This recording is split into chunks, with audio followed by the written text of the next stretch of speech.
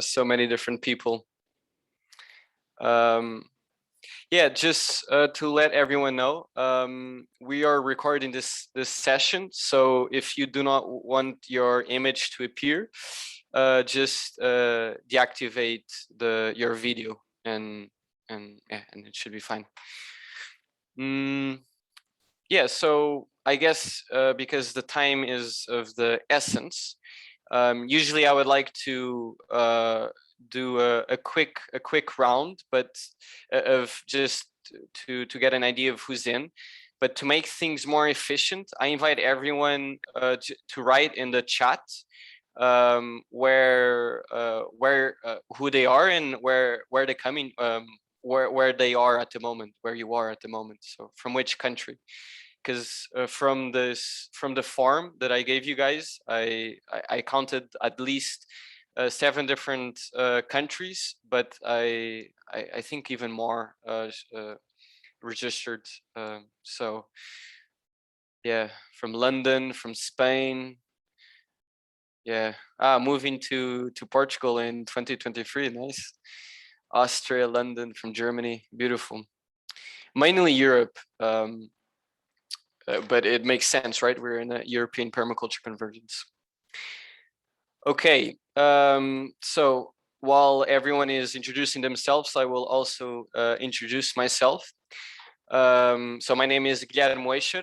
I'm speaking on behalf of EcoAtivo, and this environmental association is newly created. We only truly started working this September, so it's quite recent. And we have 3 funded projects by the Portuguese government, and it's through a funding scheme called Fundo Ambiental. And so this session is also counts as part of our targets that we have to fulfill for these funded projects, which is mainly related to environmental education is the focus. Yes, so to get right into this session of rainwater harvesting structures, let's first understand how scarce freshwater really is. And I want to put this question to you guys. So if we imagine a little pie chart of the total water that we have in our planet, so salt water and fresh water, what percentage is salt water and what percentage is fresh water? Maybe somebody can, if somebody wants to speak, and put their hand up.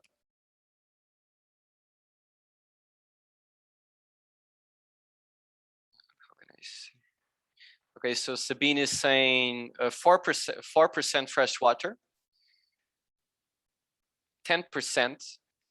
Claire has said 70% salt water. Okay, Irish, Iris said 13%. Okay, 2%. Sweet water. Yes. Okay, some of these, I guess if we made an average of all these estimations, we would get relatively close to the answer. So I will share the answer, and so actually it's 3% is fresh water. So, I mean, everyone was guessing right in the sense that the majority of the water of our planet is salt water. So that everyone got correct. So for the next pie chart, let's now expand this 3% and make it into 100%, right? And so of this, of 100% of fresh water that we have available, what percentage is in lakes, rivers, and swamps? So this is superficial water. This is the category number 1. Category number 2 will be groundwater. Category number 3 will be glaciers. So now, if we want to give percentages to each of these categories, what would be your estimations?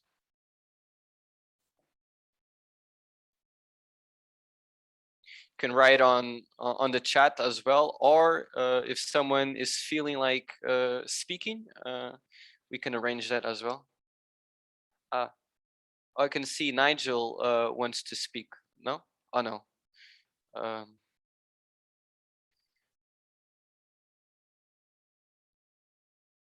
Okay. So Sabine has said 25% lakes, 25% glaciers, 50% groundwater, 80% glacier. Catherine has said 80% glacier, 10% surface, 10% groundwater. Ursula has said, just equal parts to each, equity. Anna has said, so 10 to surface water, 60 groundwater, and 30% glaciers.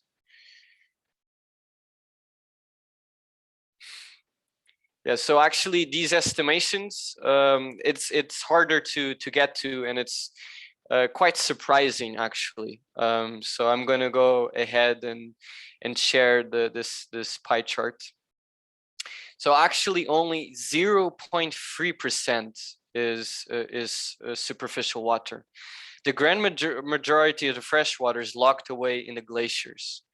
And then the other big chunk is in groundwater. Now, and of these three sources of water, of fresh water, neither of them we would consider as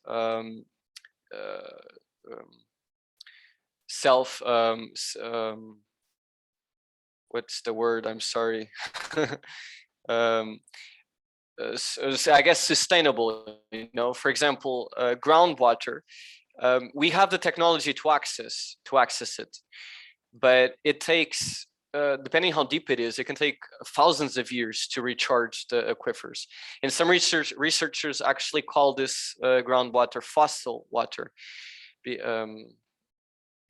because it just takes so long to recharge. And the water locked in glaciers, well, I mean, it's in the Arctic and Antarctic, right? So it's melting, we know this, but it's melting into the ocean, so it's becoming salt water.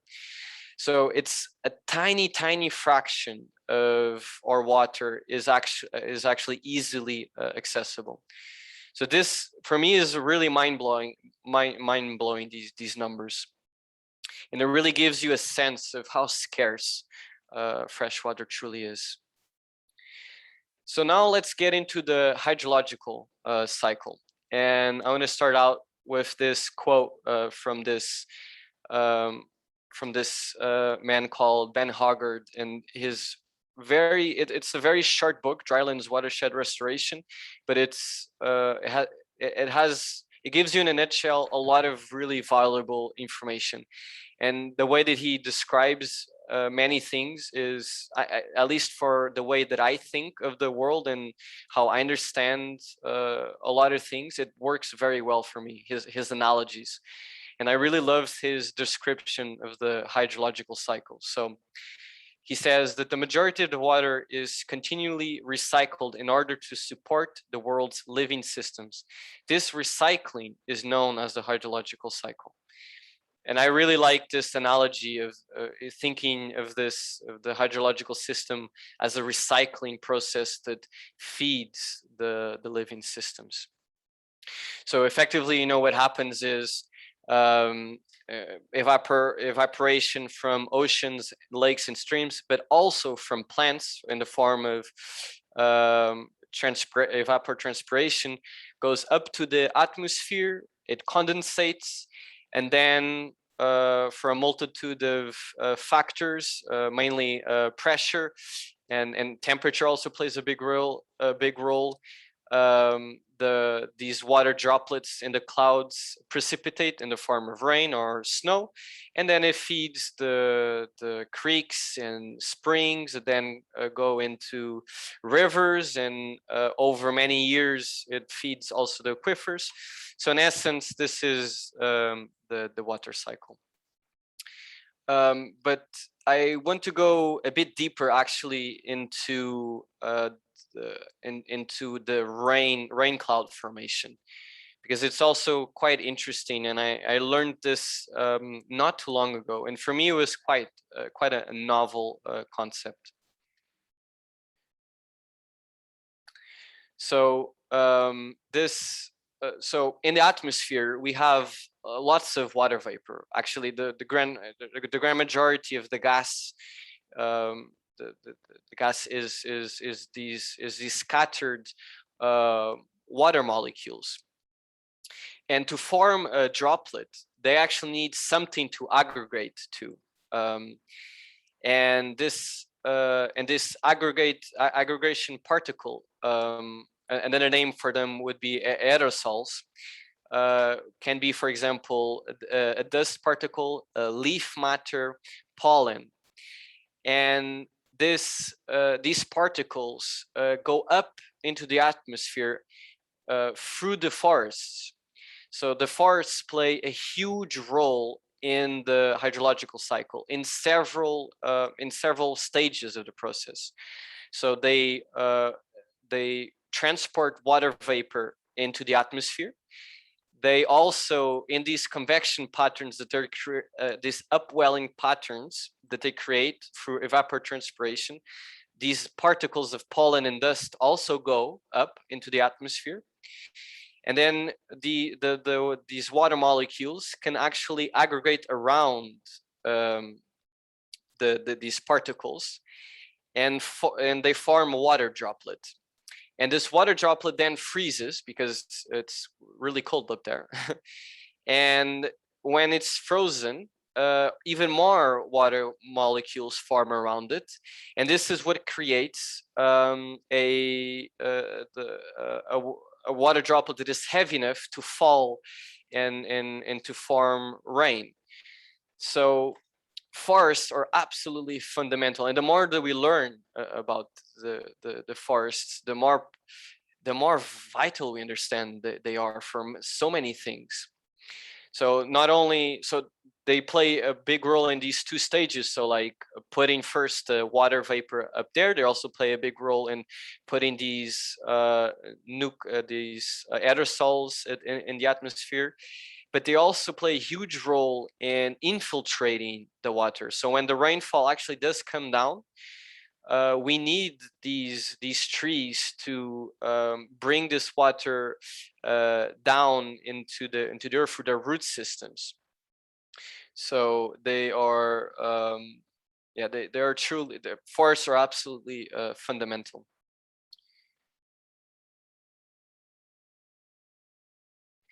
So now let's get into some harvesting principles. And a big inspiration of this presentation, and also of the work that I'm currently doing, which I'll get into a bit later in the practical examples that I'll be showcasing, is this man called Brad Lancaster.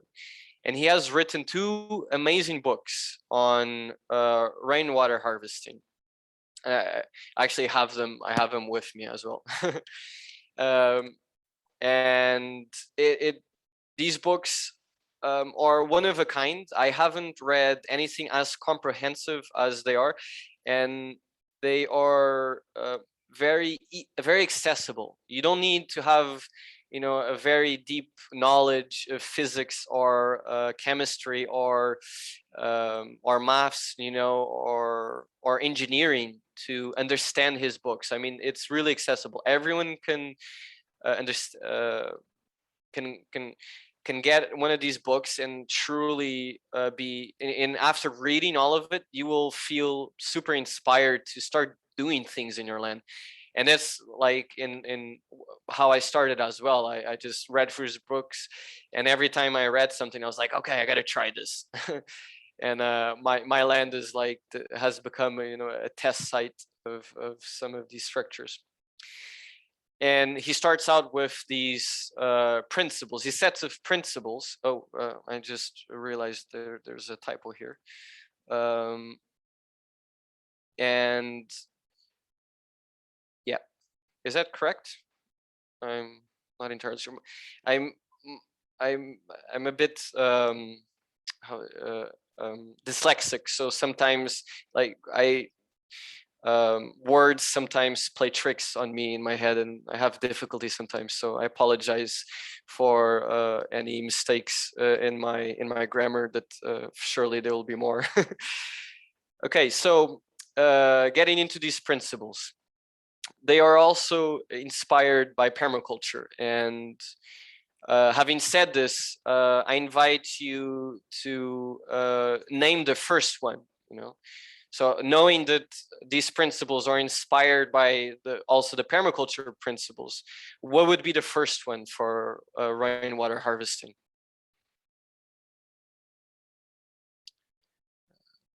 Is the shut here? It is. Yeah, and Marisa observing, exactly. So exactly the same as the one from permaculture. We also start with long and thoughtful observation. Ideally, we want to see a full season or at least the rain season. So we want to catch the winter. We want to go into our land when there's a heavy rainfall event, and go with an umbrella and just really be looking at your landscape. See where the water is flowing. See how your land behaves. Where is water pooling? This is very important. Where water pools can be a beautiful place to build a basin, for example, that then you can plant many different types of species. You can build, a little island of fertility there. So this is of the utmost importance, and to be patient, not to jump ahead too far. Now the second one is start at the top or high point and work your way down. And there's several reasons for this.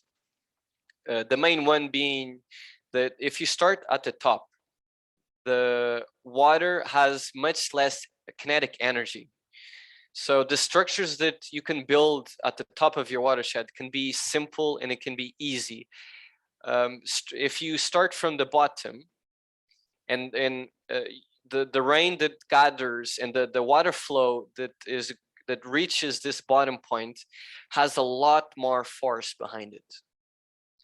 So if you start at the top, we can and so first of all, you can it's just easier to do, because you don't have to do very much. I mean, you can do as much work as you want, and because you're at the top, it's exactly where you want to begin the work. Because if you start at the bottom, you will then kind of be forced to go all the way to the top to minimize the erosive strength of the water. Because in essence, this is what we're doing. We're dissipating the energy, the all this kinetic energy from the water using different earthworks. And the other reason why it's good to start from the top is just more comfortable to work. So with every earth structure that you build, the next one will be below. So it's actually comfortable to go down instead of the other way up, so you just put a lot of effort digging, building your little structure, and now you need to go up. It's just a little bit of effort. And if you're working, weeks on end, this little difference actually plays a big role in the end. So the third one is also inspired from permaculture. Start small and simple. If you start with a big intervention, you build a big check dam, and for whatever reason it doesn't work, either it breaks down or you realize that there's not enough water coming in this pathway, so you build a dam that is actually 2 to 3 times bigger than it should have been. You just invested a lot of energy, a lot of resources into this structure, and you're not using it to its full potential, or even worse, it breaks down. and it can be actually a problem in your land. If you're building a check dam and it breaks, it can actually be a problem. So in the beginning, always think of small and simple solutions that are easy, that are not very complex, and that and from there, over time, you can build on top of them. Yeah. And this fourth principle, spread and infiltrate the flow of water. This is our main objective. So when we're designing these watershed management strategies, this is our main goal. We want to spread and infiltrate the water into the soil that will feed the aquifer, that will feed the creeks and springs, and it will bring the water table of your land up so that the trees don't have to go, their roots don't have to go so deep to reach the water table, so they can become totally self-sufficient. So this is our main goal when of these harvesting strategies. So always plan an overflow route. So this is another very important principle. So when you're building something, always think of a way to divert any excess out of your structure to another structure, or to a basin where you have some fruit trees planted, or to a stream nearby. But it's very important, because you can learn a lot of different equations that will determine how much water will pool behind a certain structure that you have, and you will use the average numbers of rainfall of your region to make these calculations. But with climate change, freak events are becoming more frequent, and so it's very difficult now to come with to apply these equations and have total confidence that whatever predictions that you came up with will always be correct over time. There can always come a freak event of a half a meter of rain per square meter in your land. And if you don't plan an overflow route, it can destroy the structure and cause flooding and be a problem for your land or your neighbor's land, which would be even worse in terms of liability here. So maximize living in organic ground cover. As we've learned in the previous slides, we need living plants to infiltrate the water. Ground barren land will not infiltrate water. It will just be all the water will just wash away. So even if you build these earth structures and you don't plant anything, you're actually not infiltrating a lot of water. But it's still better than nothing. Okay, it's important to say that it's better to, if you only have time to build these earth structures, it's better than nothing. So but ideally you should also then plant trees and a mix of green mulch seeds, for example, so that the water that will be pooled behind these structures will actually be infiltrated. And the plants will also help to stabilize these structures. The root systems will lock all the earth and make these earthen walls, for example, stronger. So maximize beneficial relationships and efficiency by stacking functions. Another principle that is inspired by permaculture. And an easy example connected to the sixth principle, what I just said, so you plant seed, you put some seeds on top of your structure, it will help infiltrate the water, and it will also help stabilize the structure. So here we're stacking several functions in one. Another way to think of it is you can design these structures to be beautiful, so they can have an aesthetic component to them. Personally, I'm really bad at aesthetics, so my structures end up being just purely functional and not necessarily beautiful, but I'm working on it. Slowly I'm giving more importance to the aesthetic component. And the last but not least principle is the feedback loop. So we must always, over time, be checking our system, see what works from what doesn't, see what is worth replicating more of. And again, this connects to the third principle as well. So this is why also it's important to start small and simple, because and then you want to see how these structures work in your land. Just to give an example, I tested a strategy from Morocco. It's called the olla pot. So it's basically a clay pot that has a little hole that you fill with water, and you put this clay pot inside the earth next to the trees that you have. And basically every now and again, particularly during summer, you fill this clay pot with water, and the clay will percolate this water and maintain a very nice moist microclimate around your trees.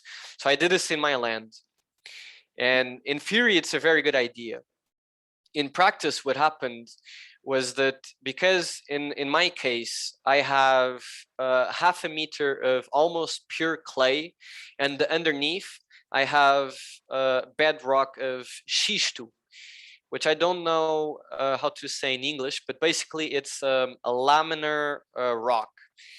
And what happens is this layer of clay, when it gets really wet, it actually moves on top of this. It just slides over this bedrock very easily. And these clay pots has made it so that this effect became more prominent. So actually, where I put these clay pots, I had very pronounced erosion.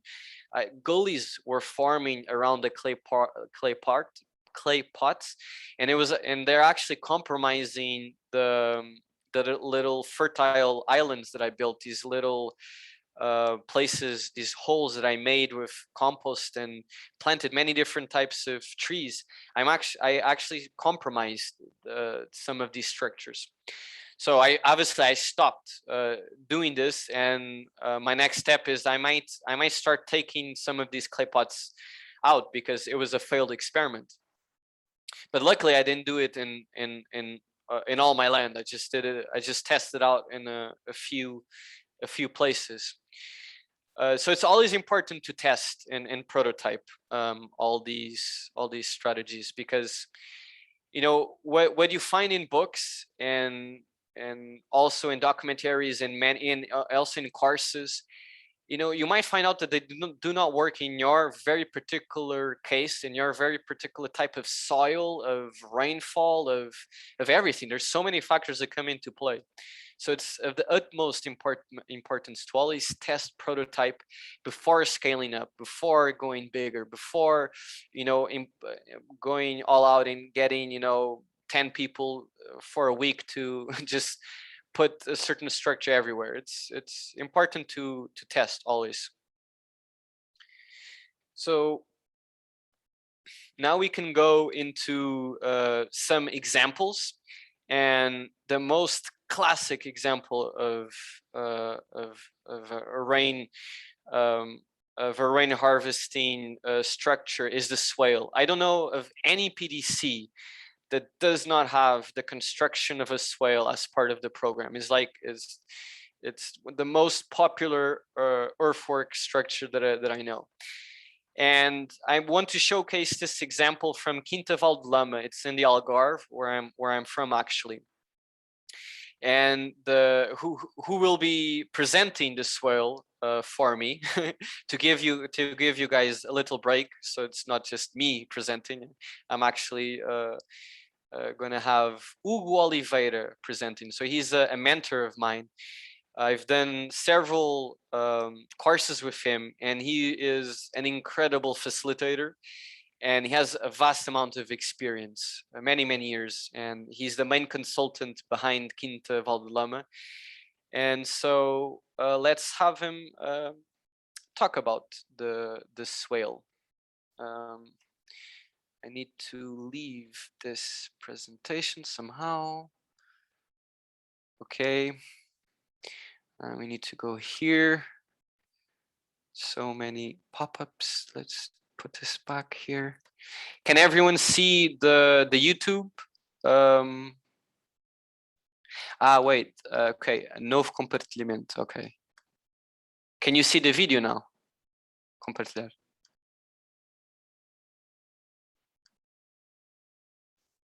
Can you see it? Where is the chat now?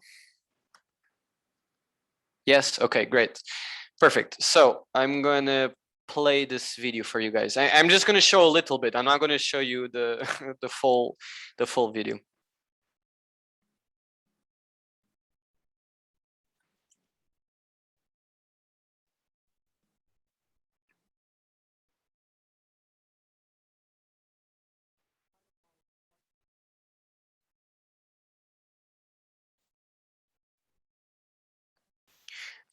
You guys cannot hear anything. Okay, so compartilhação. Okay, I think now you will hear.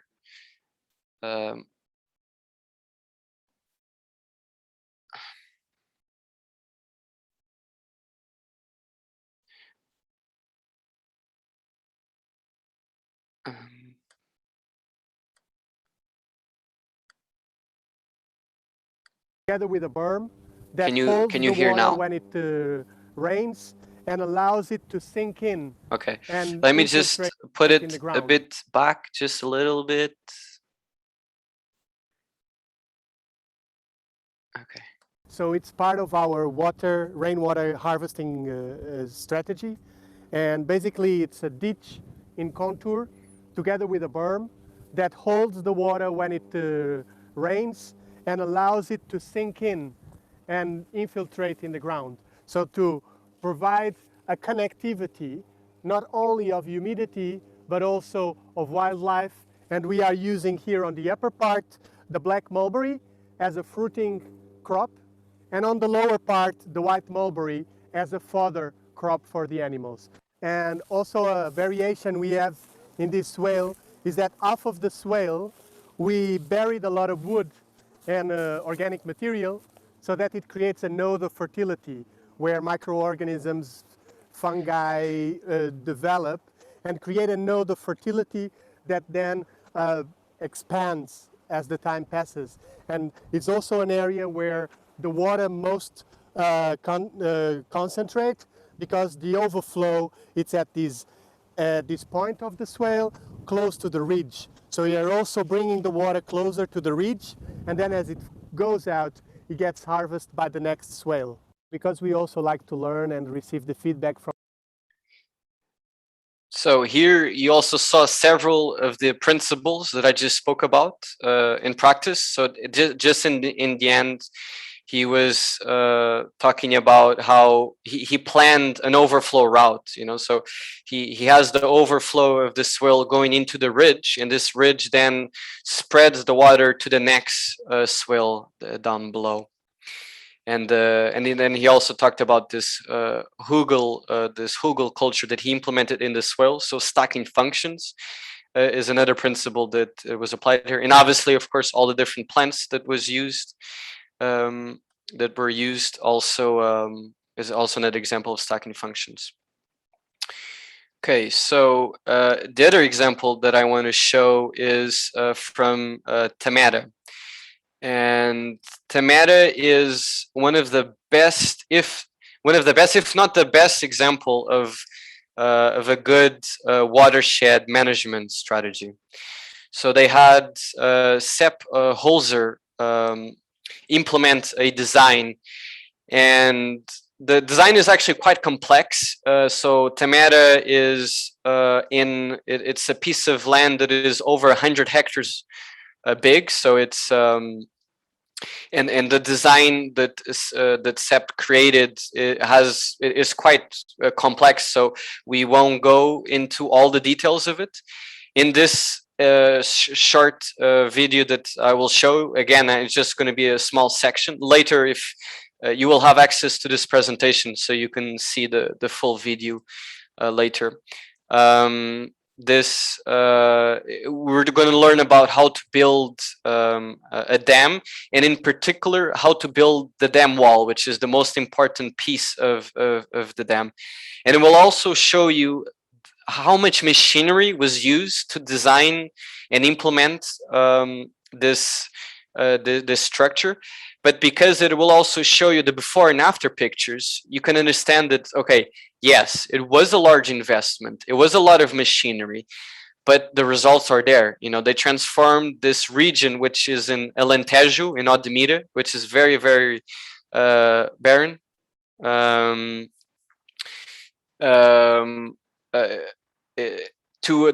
It transformed this piece of land into a green oasis. So let's share this. Let's share this video as well. Or is everyone seeing this? I'm not sure if I have to do the share again or change it somehow. Oh, I lost the. How much water can change a landscape in a short time, we can see here, comparing Tamera before the creation of Lake One and today. Wasserlandschaften. Water retention landscapes can be built everywhere, anywhere on Earth.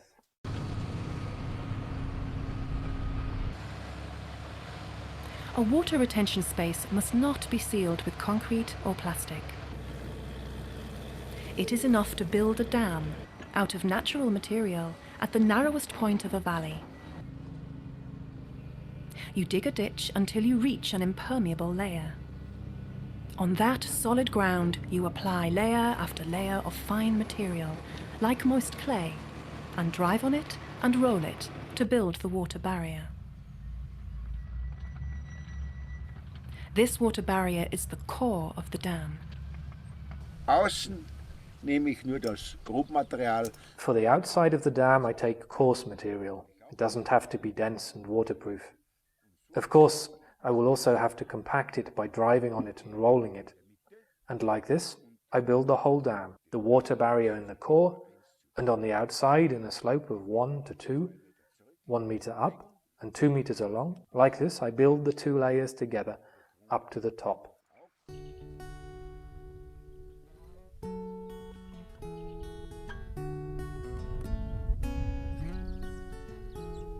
The water retention spaces have winding banks, shallow and deep zones, a diverse vegetation of water plants, and are built aligned to the prevailing wind direction.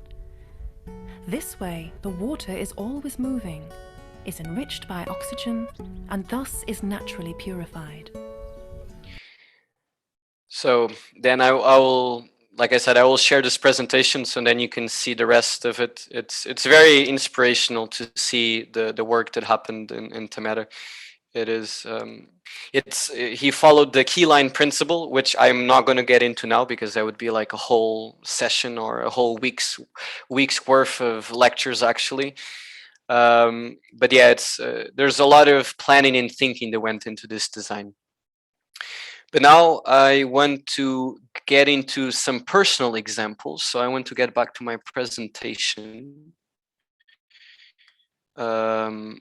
Yes, so here, yes, I think we're back on my presentation. We did this. So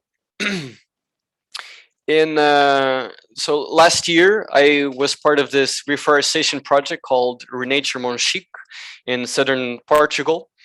And we planted over, how many, 75,000 trees. So it's a big number, native forest. And some of the work that we did also was we built some interesting rainwater harvesting structures. And the one that we implemented the most was this technique called eyebrows. So this technique was taught by this ecologist. His name is Justin Roberg. And yeah, he has 30 years experience in regenerating landscapes, so he has a vast amount of knowledge, and I learned a lot from him during this project. So the eyebrows is a structure that you build with material that is on land. So whatever you have. In this case, we were transforming an eucalyptus forest into a native forest. So the first step, obviously, is cutting down all the eucalyptus. And we use some of these logs. We cut them, as you can see here, into smaller pieces. And we then scattered these piles of wood on the landscape, and we built these eyebrows, which are very simple structures. So we have perpendicular to the inclination of the landfall. We put a log perpendicular to it, and then we also put 2 more logs on the sides, and this builds an eyebrow. In Portuguese, I prefer to call it meia lua, or half moon, but Justin always called them eyebrows, so I feel it's important to call them what he named them as well. And I just want to show a few more pictures of this to get a better idea. Some details. We put rocks behind these structures for several reasons. For example, in a large rainfall event, water pools behind this structure. It can actually overflow, and when it overflows, this water goes over the edge of this log and hits the ground, and it has some force. It has some kinetic energy. And although the log is only like, let's say, 10 to 20 centimeters high, it's quite small. But over the years, let's say 10 years, the water continuously falling over this structure will erode the soil behind the structure. And over time, it can actually compromise the structure. So a way to mitigate this is to put rocks behind the structure to absorb some of this kinetic energy. And again, stacking functions, we also planted some trees behind these structures. And also what happens is the soil that is being washed away gets stopped here. And this soil actually has lots of seeds, and it has also very fine silts and organic matter. So behind this structure, over time, we will have a very fertile piece of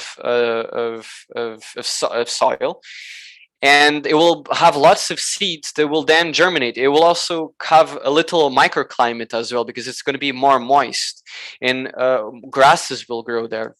So these structures, even if you don't plant on them directly, over time, the nature will bring the seeds there naturally. So yeah, these structures are quite, they look quite simple, but at scale, they can have a profound impact. And so we worked a whole week on this hillside, and it's difficult to show you all the, like, how many we did, but I think, I don't remember exactly how many, but let's say, a rough estimate, we built like over 100 of these in this hillside. So here you can see several, and so the overflow of this one will go into the next one, and the overflow of that one will go to the next one, and so on and so on. So again, planning the overflow route. And now I want to show another example of these eyebrows, but more recent. So I did this through EcoAtivo in this land that I'm living in Covilhã. So this is near Serra da Estrela. And again, we use whatever we had. So here we had Giesta and Steva. Sorry, I don't know the name of these plants in English. And we use bamboo stakes as well to help stabilize the bush, and put some rocks as well. And again, we created these eyebrows, and we also use some here on the right side. We see one being built with burnt wood. So here, I love these structures because they can be replicated anywhere, and you just use what's on site. That's what's so beautiful about them, and that's why they're so accessible and so and you can do them at scale. You just need people, you know, and then you can organize. And this is what I did, you know. So there was a youth exchange happening, and I facilitated this workshop, described, you know, how these principles and then we went into practice, and you know, in a couple hours, you know, we built you know, probably like 20 of these structures. So it's a very beautiful thing to do in groups, you know. If you have a group of people, it's a very satisfying work. Now, one of the last examples I want to bring here is check dams, and this was some work I did in Vélez Blanco in Spain. So I know the title of this session was examples from Portugal, but I mean, I had these pictures from this project I was in Spain, and it was from or it was organized by ecosystem restoration camps. I'm sure some of you are familiar with them. And we basically spent 1 month, and it was a very well organized project. We planted many different types of trees and bushes in each hole that we dug, and we also built earthworks. So we built check dams, and you can see in this picture that these gullies, you know, are in some places 2 meters deep, and this is all erosion by water. So, and this mountain is called La Muela. And yeah, just to give you an idea how steep it was, it was so steep. So I don't know if you can see my mouse. I hope you can see my mouse. I'm using it to point at things. But now I have something in front. Okay. So behind this dense forest, it's a planted pine forest. There's a cleared area, and actually we had to park all the way there. So actually every morning we had to hike like an hour and a half to the top because again, one of the principle number 2, start from the top and work your way down. So we also applied it in this project. So we had to hike up an hour and a half every morning. It was crazy steep. And yeah, so we built some check dams with what was around us, and it was mainly, well, we used rocks. So here we tried to dam the pathways of water as easily as we can, well, the ones that we can easily observe. And you cannot see too well from the pictures, but there are actually holes behind here meant for trees. It's just not an easy picture. Another strategy that was used in this reforestation project was using these bricks. They're actually made of cork and lime, so it's completely natural and biodegradable. So and the good thing about them is that they last longer and they're easy to carry. They're very lightweight and they're strong. And you just need a hammer, a few stakes, and you can build a very resilient check dam. They will be quite effective at stopping the water and stopping well, here mainly soil erosion as well is one of the main things that we're stopping here in this land, because as you can see on the left, the erosion is quite heavy here. So these check dams were preventing also the soil erosion. Yeah, and this is it. So I just again want to share this reference, this book by Brad Lancaster. They're amazing. Maybe I can stop this and I can just quickly show you. It's full of diagrams, all handmade and full of pictures as well. It's very easy to read, And yeah, it's the best reference I could give you guys. If you're interested in going deeper in this topic, this is the best that you can find. Yeah, so now I want to open this space for questions. We do not have that much time. I don't know how much time we can extend ourselves after 5, but let's grab a few questions. It's up to you. It's up to you in terms of time. You're welcome to go 15 minutes over or so. That's fine. Okay. Well, I'm happy to go a bit over time if everyone is comfortable. I'll notify when it's 5 o'clock. 5 o'clock. We'll just say that to everyone, just so that anyone who wants to leave at 5 to feel comfortable about leaving. You know, and because I understand there's a lot more happening after this. Just to say, people are welcome to turn their video on now. It's possible to do that. So I have here a question from Claire. How do you ensure that you are not stopping water reaching downstream of your project? Well, that is not necessarily our objective. So we're not stopping all the water. Here what we're doing is we're slowing it down, we're spreading the water as much as possible so that it infiltrates. We don't want to stop water. This happens unfortunately too much. We're building these crazy dams around the world, and this really kills so much life, and it compromises a lot of the ecosystems around it. I really like the idea that it comes from the Gaia theory, and the rivers and streams of the planet are the veins of Gaia. So if you put a big dam stopping this water, you know, you're stopping the blood, the life force of Gaia reaching everything that everything that exists downstream from that point. So we actually do not want to stop water. We want to slow it down. We want to infiltrate it.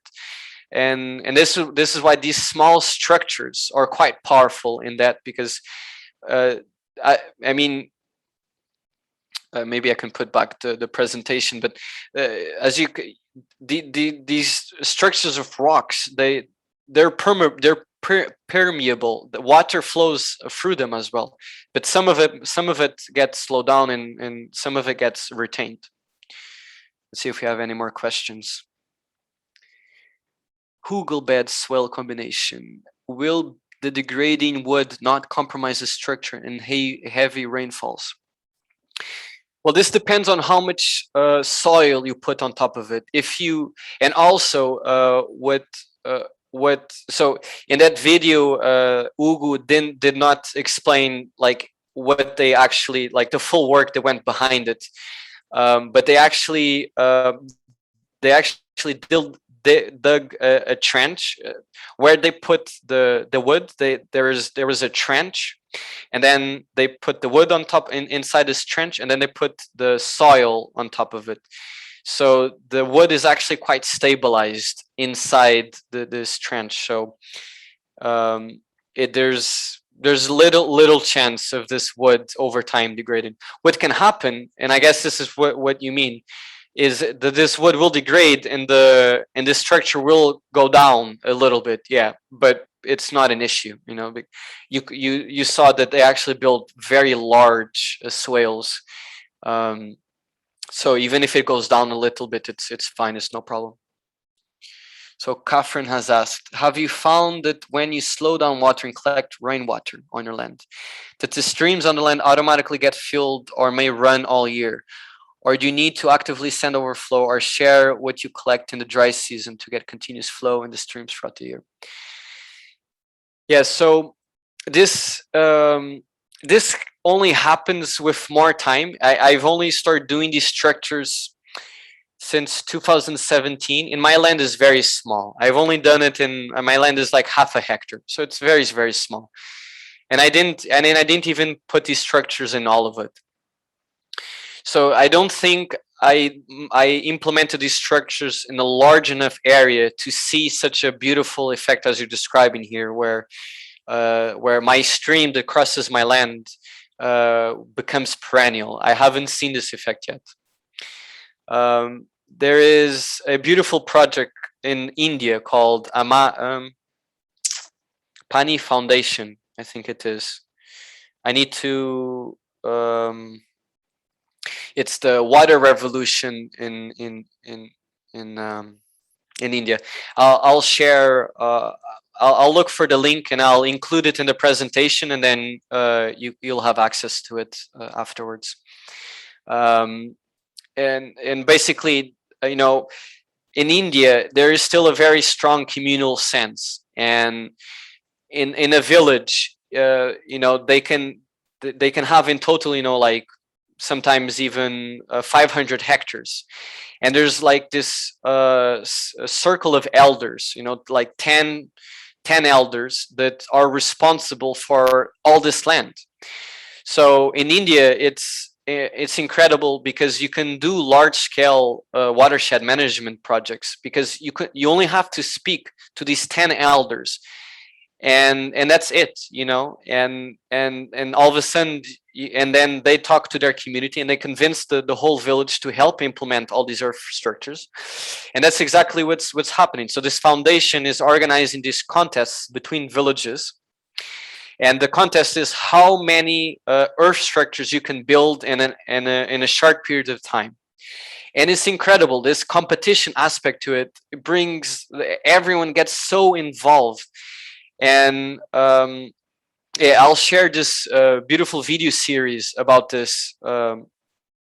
It really fills you with so much inspiration, and in very short time, you know, in like sometimes just 2-3 years is enough to have profound effects, because they applied these earthworks to scale. You know, they did it on 100 hectares of land, and they did a lot of work. And in just 2 seasons, like profound change can happen. You know, all of a sudden, instead of just having 1 cropping season, they have 2 cropping seasons a year, and that means that the villages don't have to go to the big cities like Delhi half the year and live in really poor conditions to get their financial income. They can stay the whole year on in their land, and their ancestral land, and they love it. You know, and it's super inspirational. I really recommend this video series. I'll share it. Oh, okay, now we have lots of questions. Are the wooden eyebrows necessary if then mitigated with rocks?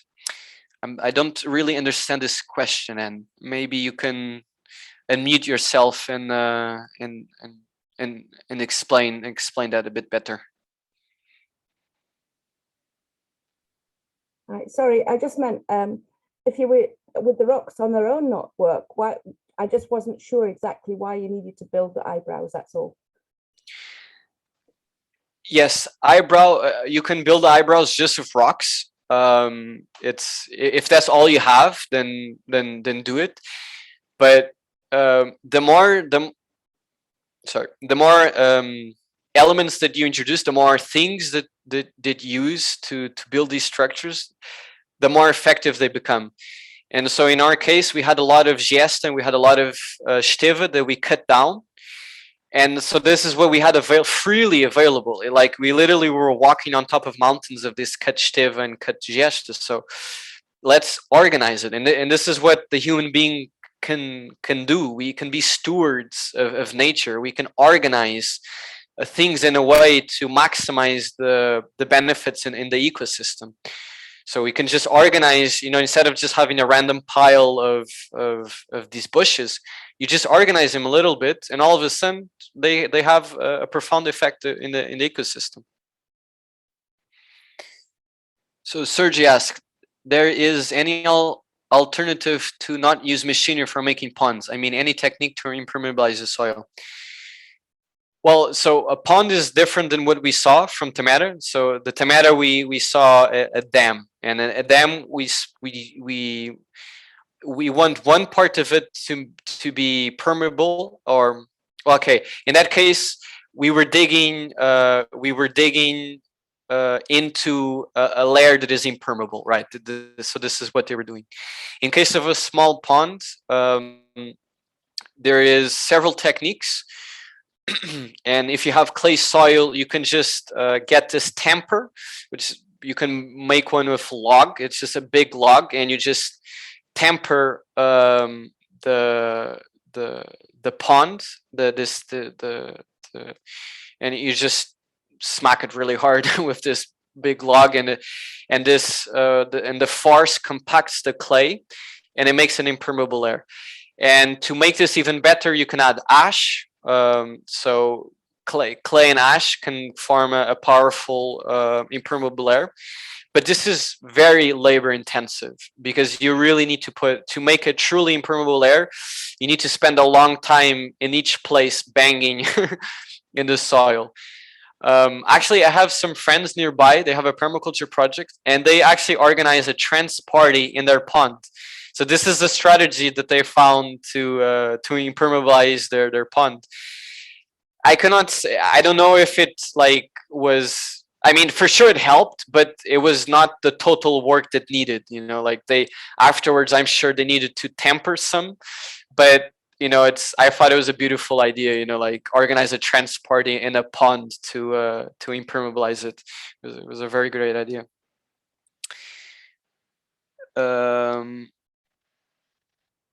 So then Tony did an interesting suggestion to include animals in the to help dig. Tamera actually used wild pigs to dig out brambles. So what they did, they actually threw food in the brambles. So in the stream, in this stream that they have, it was just completely overflowing of brambles. And they put food inside the brambles, and then a few days later, the wild pigs, the wild boars, went inside the brambles, and they were just uplifting all the brambles, looking and eating the food, and it saved them so much work. I thought that was a great example of also figuring out ways to get nature to help you.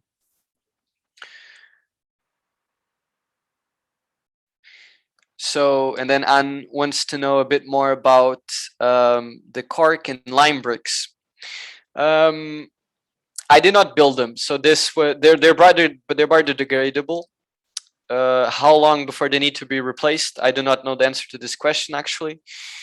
I do know that we hired a person to do this work. So he had the molds. He would buy the cork. He would put it, grind it into little clumps, and then mix it with the lime and put them in the mold, and they were dry, and then he would sell them. He would sell them to us.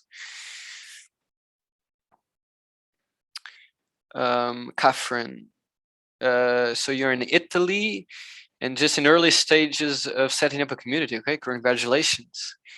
And you want to grow your impact in the watershed management here through cooperation with the growing members of the community who buy the land. Thank you. Yeah, this is the power of community. And this is also what I'm feeling. So I'm also now living in a community, and I'm feeling so blessed. Before, I was working just on my land. I had a few neighbors that I interacted with, but living in a community with and you have in my case, let's say around 20 people, it means that you have so much more potential of synergies. We can build on each other so much better. And I'm doing through EcoAtivo, I'm able to do so much more than ever. We're organizing so many workshops, doing so much work on the land, organizing hikes, and it's been really inspirational to live in community. But at the same time, very, very challenging. It's we were definitely most of us, I would say all of us actually, we lack a lot of the skills, these soft skills to be able to handle living intensely in community. The school system and our whole society did a really good job of splitting us. By the way, so it's past 5. So if anyone wants to leave, feel free. It's officially over, so I think the program will restart at 6, if I'm not mistaken. So if you want to catch a break before then, yeah, and if I can stay a little bit longer, if anyone has a few more questions. And thank you everyone who has given who has thanked me, and I really appreciate your appreciation.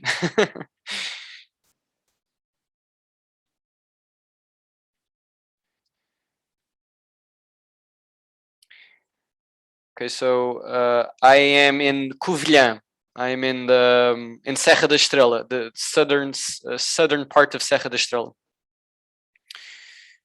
Sepp Holzer actually writes in his book From Desert to Paradise, also wonderful resource, that he doesn't make his ponds impermeable. He just makes the dam at the base of the impermeable and then aims to make the whole land hydraulically filled and the ponds located where the water naturally pool just stay filled.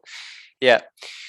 Yeah, because here one of the main ideas is to it depends what you want, right? So in Tamera, I'm sure there were some ponds that were made permeable, but some ponds they wanted to have water throughout the year, including the summer, to be able to bathe, to have water for all their farming projects. So in some cases, they built their dams to be as impermeable as possible. But for the ecosystem,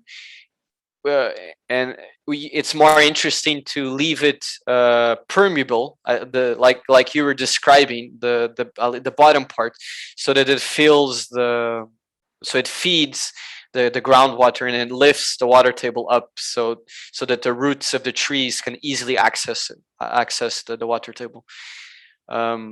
And this is the main objective of everything that I've spoken and all the examples that I gave. This is one of the key benefits that we're looking for, is this recharging of the aquifers.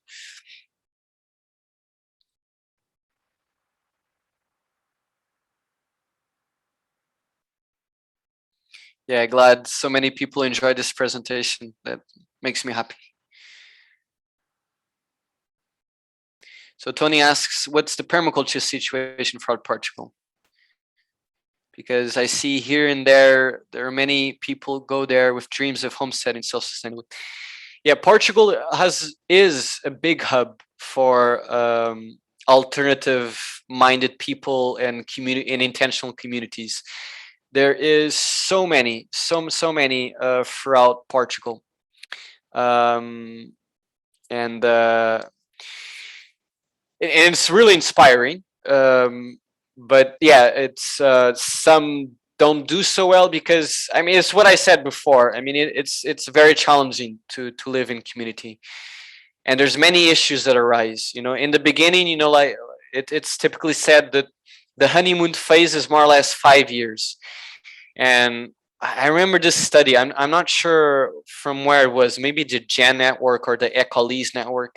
They came out with the study, and like something like 80% of all intentional communities fail within the first 5 years.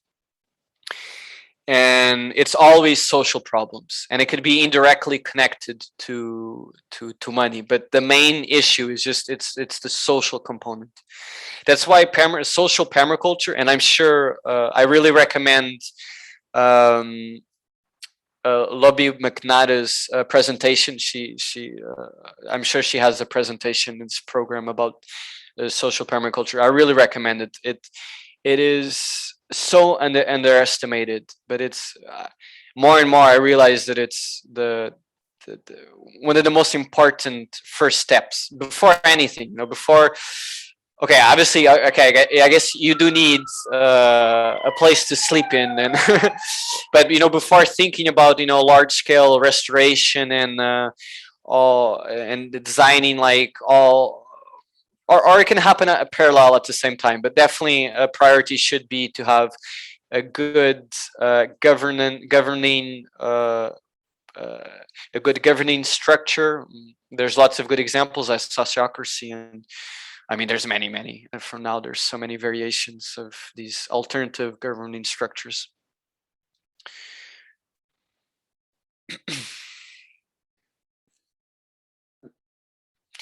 Thank you, Tony. Thank you for coming as well. I think with time, we're going to have to wrap up. So I've got to be in Kumo space, getting set up for the broadcast. Does everyone want to turn their cameras on and say thanks to our gracious presenter today? Thanks to you all for coming. Thank you. Yeah, thank you all for coming. It was a pleasure. Bless you all. Hope to see some of you later on at 6 o'clock for the main broadcast. Thanks a lot. Thank you. Won't let me turn my camera on, but I wanted just to say thank you very much. That was great. I'm glad that makes me happy.